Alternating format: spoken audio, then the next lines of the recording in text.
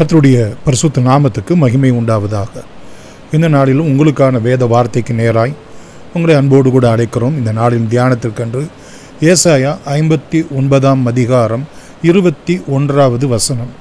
உன் மேல் இருக்கிற என் ஆவியும் நான் உன் வாயில் அருளிய என் வார்த்தைகளும் இது முதல் என்றென்றைக்கும் உன் வாயிலிருந்தும் உன் சந்ததியின் வாயிலிருந்தும் உன் சந்ததியினுடைய சந்ததியின் வாயிலிருந்தும் நீங்குவது இல்லை என்று கர்த்தர் சொல்லுகிறார். இது எனக்கு அவர்களோடு கூட இருக்கும் என் உடன்படிக்கை என்று கர்த்தர் சொல்லுகிறார். பிரியமானவர்களே, கர்த்தர் நம்மோடு கூட ஒரு உடன்படிக்கை செய்கிறார். என்ன உடன்படிக்கை என்றால், பிரியமானவர்களே, ஏசாயா 55 அதிகாரம் 3 வசனம். உங்கள் செவியை சாய்த்து என்னிடத்திற்கு வாருங்கள், கேளுங்கள், அப்பொழுது உங்களுடைய ஆத்துமா பிழைக்கும். தாவீதுக்கு அருளின நிச்சயமான கிருபைகளை உங்களுக்கு நித்திய உடன்படிக்கையாக ஏற்படுத்துவேன் என்று ஆண்டவர் அங்கே சொல்லுகிறதை நாம் பார்க்கிறோம்.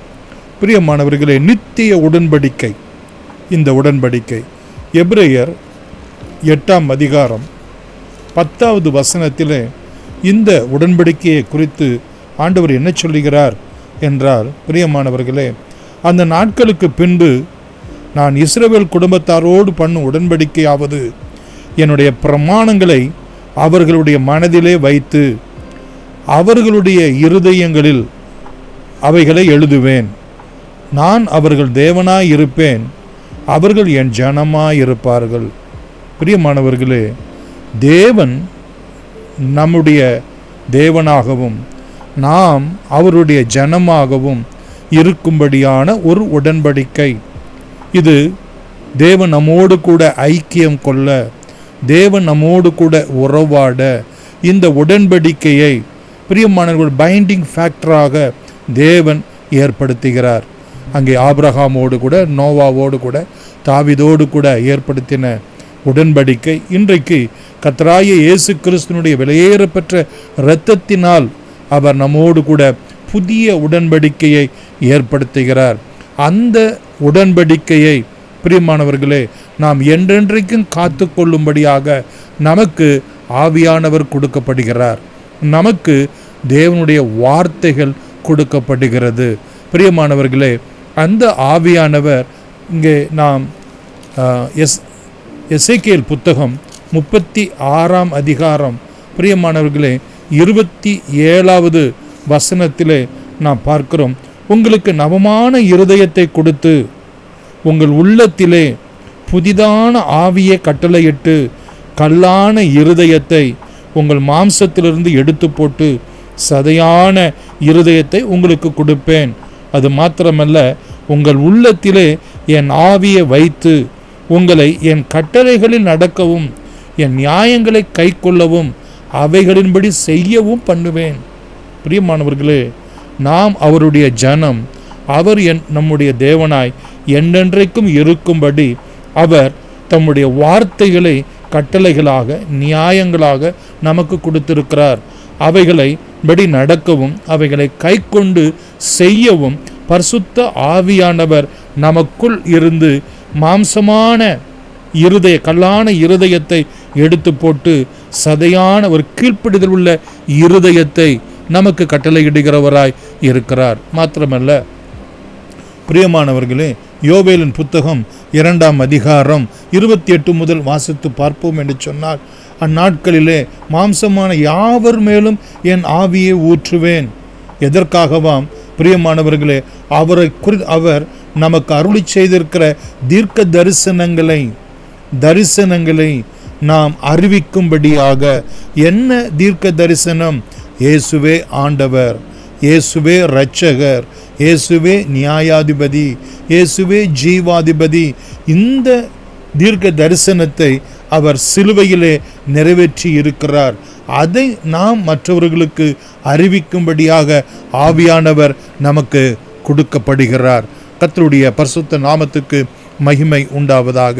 எரேமியாவின் புத்தகம் மேலும் நாம் பார்க்கிறோம் 33 வசனத்திலே, பிரியமானவர்களே, இங்கே நாம் பார்க்கிறோம், அவர்கள் உள்ளத்திலே என்னுடைய நியாயப்பிரமாணத்தை வைத்து அவர்கள் இருதயத்தில் எழுதி, என்ன எழுதுகிறார்?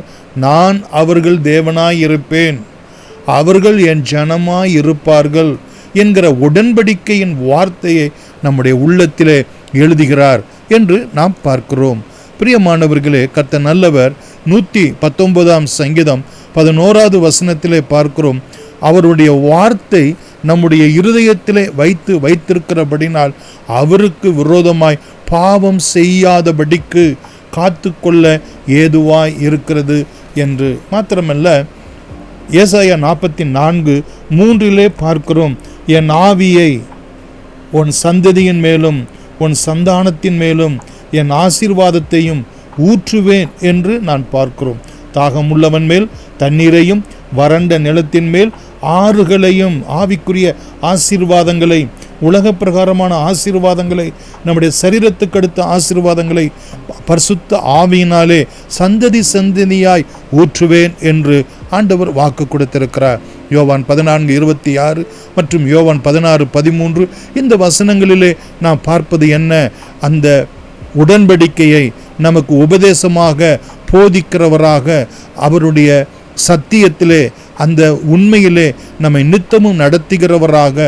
அது மாத்திரமல்ல, ரோமர் 8:9 பார்க்கிறோம், நாம் கிறிஸ்துவினுடையவர்கள், கிறிஸ்துவின் மூலமாய் தேவனுடையவர்கள் என்கிற ஒன்றை நமக்குள்ளாக நிலைப்படுத்துகிறவராய் பரிசுத்த ஆவியானவர் இருக்கிறார். ஆதலால் கலாத்தியர் 4:6 பார்க்கிறோம், அவரை அப்பா பிதாவே என்று கூப்பிடத்தக்கதான புத்திர சுவிகாரத்தின் ஆவியாக நமக்குள் இருந்து திரும்பவும் பயப்படுகிறதற்கு ஏதுவான அடிமைத்தனத்தின் ஆவியை பெறாமல் என்று நாம் பார்க்கிறோம். அப்பா பிதாவே என்று சொல்லி நாம் தேவனை அழைக்கிற அந்த ஐக்கியம், அந்த உறவை நமக்கு ஆவியானவர் நித்திய உடன்படிக்கையாக அவருடைய வார்த்தையை கொண்டு பிரியமானவர்களே நமக்குள் நிலைநாட்டுகிறதை நாம் பார்க்கிறோம். இப்படிப்பட்ட கிருபையை நம் மேல் அருளி செய்திருக்கிறார். நம்முடைய சந்தானத்தின் மேல், சந்ததியின் மேல், சந்ததியினுடைய சந்ததியின் மேல்.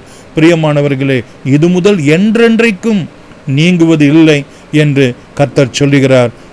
உன்னோடு கூட உடன்படிக்கையாக அவர் செய்திருக்கிறார். இந்த உடன்படிக்கையின்படி கர்த்தர் நம்மையும் நம்ம வரக்கூடிய சந்ததியையும் ஆசீர்வதிப்பாராக. ஆமென்.